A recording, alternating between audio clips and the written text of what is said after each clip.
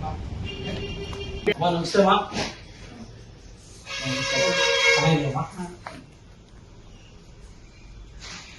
ನನ್ನ ಹೆಸರು ಮಹಾನ್ ಅಂತೀನಿ ಸರ್. ಆನೇಕಲ್ ತಾಲೂಕಿಂದ ಅಖಿಲ ಕರ್ನಾಟಕ ಯುವ ಸಂಘಟನೆಗಳ ಸಂಘದ ರಾಜ್ಯಾಧ್ಯಕ್ಷರು.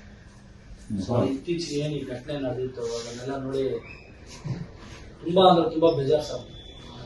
ಒಂದು ವಾರದಿಂದ ಏನೋ ಒಂಥರ ಸಂಕಟ ಆಗಬೇಕು, ಭೇಟಿ ಮಾಡಬೇಕು ಅಂತ ಒಂದಷ್ಟು ಮಾಧ್ಯಮದ ಸ್ನೇಹಿತರ ಹತ್ರ ಅಡ್ರೆಸ್ ತಗೊಂಡು ಬಂದ್ವಿ.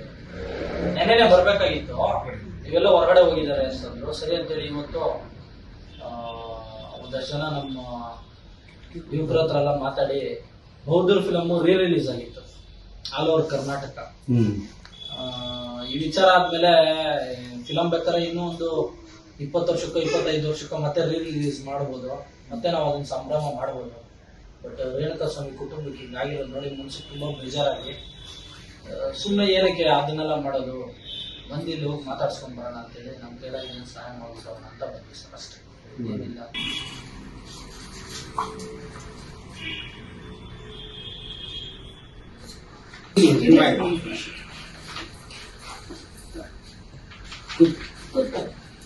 ನಾಡಿನ ಜನತೆಗೆ ನನ್ನ ನಮಸ್ಕಾರ.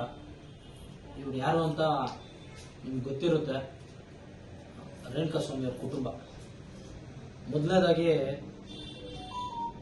ಸಮಾಜದಲ್ಲಿ ಯಾವುದೇ ಒಂದು ವ್ಯಕ್ತಿ ತಪ್ಪದಾರಿಗೆ ಹೋಗ್ಬೇಕಾದ್ರೆ ಕೇಳೋದಕ್ಕೆ ಮನೇಲಿ ತಂದೆ ತಾಯಿ ಅಂತ ಇರ್ತಾರೆ.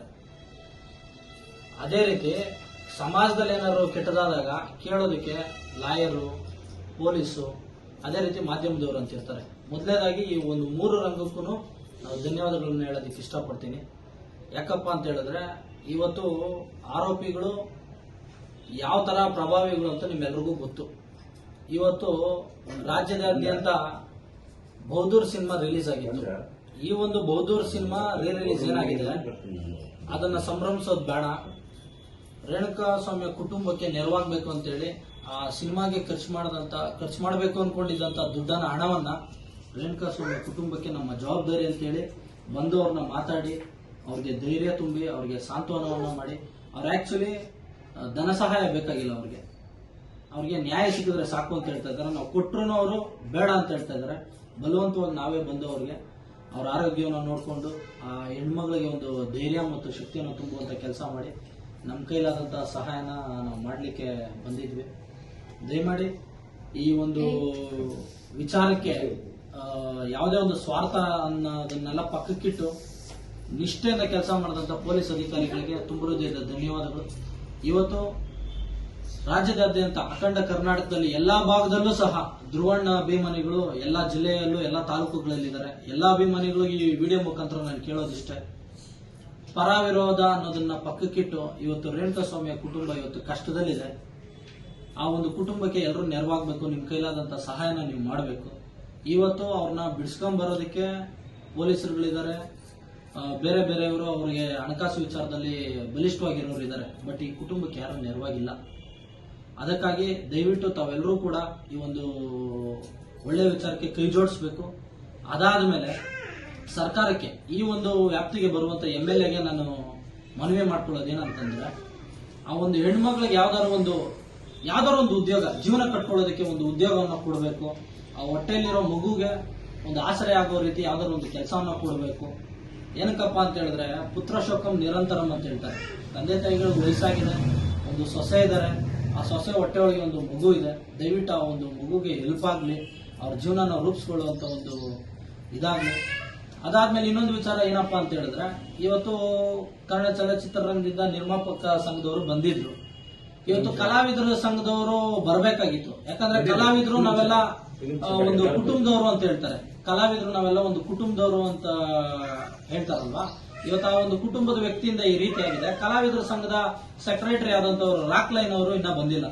ದಯವಿಟ್ಟು ಬಂದು ಈ ಒಂದು ಕುಟುಂಬಕ್ಕೆ ಸಾಂತ್ವನವನ್ನ ಹೇಳಿ ಧೈರ್ಯ ತುಂಬುವಂತ ಕೆಲಸ ಮಾಡಬೇಕು. ಇವತ್ತು ಸಂವಿಧಾನ ಅನ್ನೋದು ಮನೆಗೆ ಒಂದೊಂದಿಲ್ಲ, ವ್ಯಕ್ತಿಗಂತ ಒಂದೊಂದಿಲ್ಲ. ಭಾರತ ದೇಶಕ್ಕೆ ಇರೋದು ಒಂದೇ ಸಂವಿಧಾನ. ಯಾರೇ ತಪ್ಪು ಮಾಡಿದ್ರು ಅದಕ್ಕೆ ಕಾನೂನು ಕ್ರಮ ಜರುಗಿಸ್ತಾರೆ, ಶಿಕ್ಷೆ ಆಗುತ್ತೆ. ಅದೇ ರೀತಿ ಇನ್ನೊಂದು ವಿಚಾರ ಏನಪ್ಪಾ ಅಂತ ಹೇಳಿದ್ರೆ, ಒಂದಷ್ಟು ಜನ ತುಚ್ಛವಾಗಿ ಕೆಳಮಟ್ಟಕ್ಕೆ ಇಳಿದು ಮಾತಾಡ್ತಾ ಇದ್ದಾರೆ ಕೆಲವೊಂದಷ್ಟು ವಿಚಾರನ. ಯಾವ ರೀತಿ ಅಂತ ಹೇಳಿದ್ರೆ, ಅಶ್ಲೀಲವಾಗಿ ಅವನು ನಮ್ಮನೆ ಹೆಣ್ಮಕ್ಳಿಗೆ ನಿಮ್ಮನೆ ಹೆಣ್ಮಕ್ಳಿಗೆ ಮೆಸೇಜ್ ಅನ್ನ ಮಾಡಿದ್ರೆ ನೀವು ಬಿಟ್ಬಿಡ್ತೀರಾ ಅಂತ. ನಾನು ಹೇಳೋದೇನಪ್ಪ ಅಂತ ಹೇಳಿದ್ರೆ, ಇವತ್ತು ಸಮಾಜದಲ್ಲಿ ಎಷ್ಟೋ ಕಡೆ ರೇಪ್ಗಳಾಗ್ತಾ ಇದೆ. ರೇಪ್ ಮಾಡಿದವ್ರನ್ನೇ ಇವತ್ತು ಎತ್ಕೊಂಡೋಗಿ ಜೈಲಲ್ಲಿ ಆಗ್ತಾ ಇದ್ದಾರೆ. ಸೊ ರೇಣುಕಾ ಸ್ವಾಮಿ ಅವ್ರು ಏನಾದ್ರು ಅಶ್ಲೀಲವಾಗಿ ಮಾಡಿದ್ದೇ ಆಗಿದ್ರೆ ಅದು ಕಾನೂನಾತ್ಮಕ ಅವ್ರು ಶಿಕ್ಷೆ ಮಾಡಿ ಅವ್ರಿಗೆ ಜೈಲ್ಗೆ ಹಾಕ್ಬೋದಾಗಿತ್ತು. ಈ ಒಂದು ವಿಚಾರನ ಹ್ಯಾಂಡಲ್ ಮಾಡೋ ರೀತಿಯಲ್ಲಿ ಎಲ್ಲೋ ದರ್ಶನ್ ಅವರು ಹೇಳಿದ್ರು ಅಂತ ನನ್ನೊಂದು ಭಾವನೆ.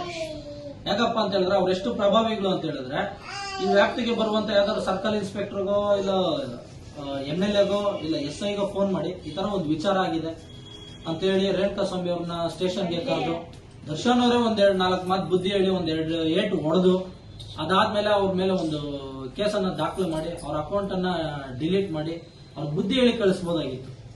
ಆದ್ರೆ ಈ ರೀತಿ ಕೆಲಸ ಒಬ್ಬ ದರ್ಶನ್ ಅವ್ರನ್ನ ನಾವು ಯಾವ ರೀತಿ ಇಷ್ಟಪಟ್ಟಿದ್ದು ನೋಡಿದ್ದು ಅಂತ ಹೇಳಿದ್ರೆ, ಒಬ್ಬ ಹಾಲ್ ಮಾರ್ತಾ ಇದ್ದಂತ ವ್ಯಕ್ತಿ, ಒಬ್ಬ ಲೈಟ್ ಬಾಯ್ ಆಗಿದ್ದಂತ ವ್ಯಕ್ತಿ, ಕ್ಯಾಮ್ರಾ ಅಸಿಸ್ಟೆಂಟ್ ಆಗಿ ಕೆಲಸ ಮಾಡಿದಂತ ವ್ಯಕ್ತಿ, ಜನ್ಮದ ಜೋಡಿಯಲ್ಲಿ 175 ರೂಪಾಯಿ ಬಾಟ ತೆಗೆದುಕೊಳ್ಳುವಂತ ವ್ಯಕ್ತಿನ ನೋಡಿ ನಾವು ಇಷ್ಟಪಡ್ತಿದ್ದೇವೆ ಹೊರತು ಇವತ್ತು ಈ ಒಂದು ವಿಚಾರಗಳನ್ನ ನೋಡಿ ಇಷ್ಟಪಡೋದಕ್ಕೆ ಯಾಕೋ ಮನ್ಸಿಗೆ ತುಂಬಾ ಬೇಜಾರಾಗ್ತಾ ಇದೆ.